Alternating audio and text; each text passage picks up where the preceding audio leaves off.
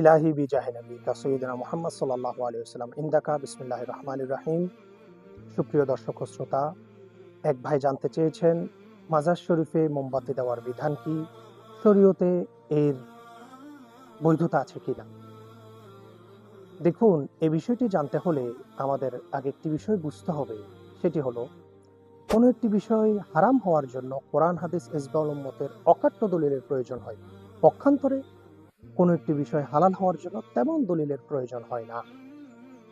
চলুন এবার প্রশ্নকারীর উত্তরের দিকে এগিয়ে যাই। এই ভারতীয় উপমহাদেশে অসংখ্য হক্কানি রব্বানি আউলিয়া বুজুর্গানে দিনগণ রয়েছেন। ওনাদের ভক্ত অনুরক্ত জিয়ারতকারীগণ ওনাদের মাজার শরীফের জিয়ারত করে থাকেন। সময়ে সময়ে আমরা দেখতে পাই অনেক ভক্ত অনুরক্তগণ মাজার শরীফে মোমবাতি প্রজ্বলন করেন বা বাতি জ্বালান। শরীয়তে এর ফয়সালা কি, এর বিধান কি, এই বিষয়টি আপনাদের সামনে আজকে ব্যাখ্যা করব।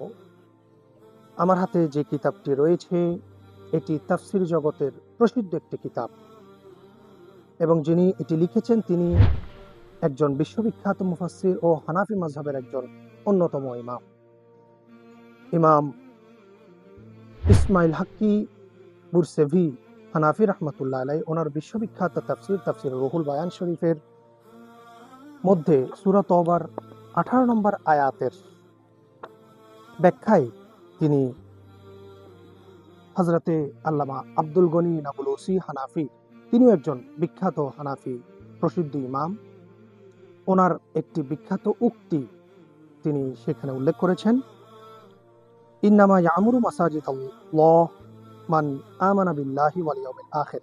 এই আয়াতের ব্যাখ্যার শেষের দিকে তিনি আব্দুল গনি নাবুলসি রহমতুল্লাহ আলাইহির এই উদ্ধৃতি উল্লেখ করেছেন।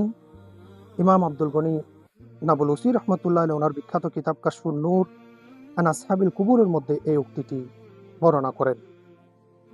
তিনি বলেন, বিসমিল্লাহির রহমানির রহিম, ওয়াকাযা ইকাদুল কানাদিলি ওয়াশ-শাম'i ইনদা কুবুরিল আউলিয়া ওয়াস-সুলাহা মিন বাবি তা'যীম ওয়াল ইজলাল আইদান লিল আউলিয়া ফাল মাকসাদু ফিহা মাকসাদুন হাসান।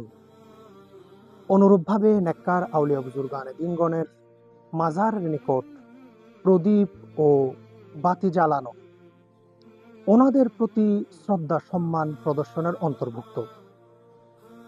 এই কাজ উত্তম কাজ। সুবহানাল্লাহ। দেখুন, আমরা শরীয়তের মানদণ্ড যদি দেখি, আমরা প্রমাণ পেলাম এই কাজটি জায়েজ কাজ। তবে একটি বিষয় আমাদের মাথায় রাখতে হবে, শরীয়তের মানদণ্ড যেন ক্ষুণ্ণ না হয়, অর্থাৎ অতিরঞ্জিত যদি কোনো কিছু না হয়, অতিরঞ্জিত যাতে কোনো কিছু করা না হয়, তাহলে এটি জায়েজ, বৈধ। আল্লাহ পাক আমাদের শরীয়তের মানদণ্ড থেকে আমল করার তৌফিক দান করুক। আমিন। মা আসসালামাত। আসসালামু আলাইকুম ওয়া রাহমাতুল্লাহি ওয়া বারাকাতুহু।